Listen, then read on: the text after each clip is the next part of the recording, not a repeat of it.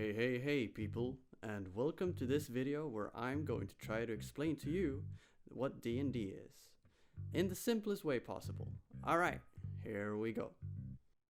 D&D is what I like to call a tabletop RPG. So yes, it is in the same category as your regular board game, in the fact that you play it on a table with a piece of paper, some rules, and dice. However, the thing that differs it from your regular board game is the RPG in the genre name. It stands for role-playing game, and this is the part of the video where your fantasy has to take over. Since this is a role-playing game, it is you, the player, who controls this game's story and drives it forward. However, first, we need to create a character for this adventure. And since this is your adventure, you get to create any character you want, ranging from many different races and classes. Maybe you want to be a mighty dwarf barbarian from the mountain of Thunkeldir, who got expelled for drinking too much beer one night and smacked up a royal in a bar fight. Or you maybe are a noble elven mage that used to live in the forest, but you had to escape your forest and your family because there was a druid one night who got a bit frisky as a bear. So you flee to the city to escape this horrid destiny. In this city you meet a drunken dwarf barbarian who tells you how he is used to beat nobles up in his homeland. Together, the two of you later help a tiefling bard who got in trouble for calling the local merchant's sister a very nice lady. And there you go. Now you have your brave adventuring party. These other characters in the party are often played by other people around the table. Now you may think that all this sounds fun and all, but how do I start?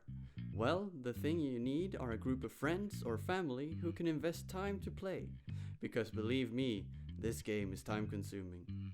And if you can't meet up in real life, there are sites such as Roll20 or Discord who are excellent for online communication while playing D&D. There are a few rules to go through. More exactly, there are a lot of rules to go through. However, to start up a game as a new group, there are only a few books that you need to read to get an understanding of what you are doing. The first one is the Player's Handbook. Here you can find the basic rules of the game, the races and classes. The Dungeon Master's Guide. This book is mostly for the player who plays the Dungeon Master. It explains what his role is and what he can do to create a great adventure for our brave adventuring party. And lastly, there is the Monster Manual, which is exactly what it sounds like, a book that contains the different monsters that you can encounter in the world. As a player, you actually don't have to read anything, as long as you have a good DM who can lead you through the game. However, it could be nice to read the Player's Handbook so that you understand the basics of the game. The DM is the only person who really has to read all three books. This is because he or she is the person who tells the adventuring party's story. The DM doesn't play a character, they play all of the characters that exist in the world. The nobles, the monsters, you name it. So the story is told by the player's choices, but the DM narrates the consequences of these choices. Maybe your party's rogue decides to unlock a strange door to a cave. He succeeds, but fails to spot the trap on the inside. The DM then explains how the rogue stealthily unlocks the gate, but fails to spot the pressure plate on the floor. He steps on it, which activates boulders flying from the sky. The rogue then succeeds on a saving throw to evade the rocks, but the party now has to force their way through the cave and the goblin horde who is now approaching.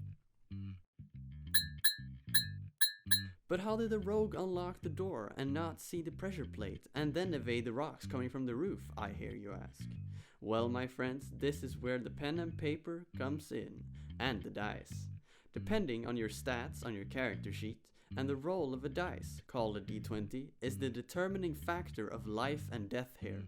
If you roll high and you have a high stat in that roll, you are good.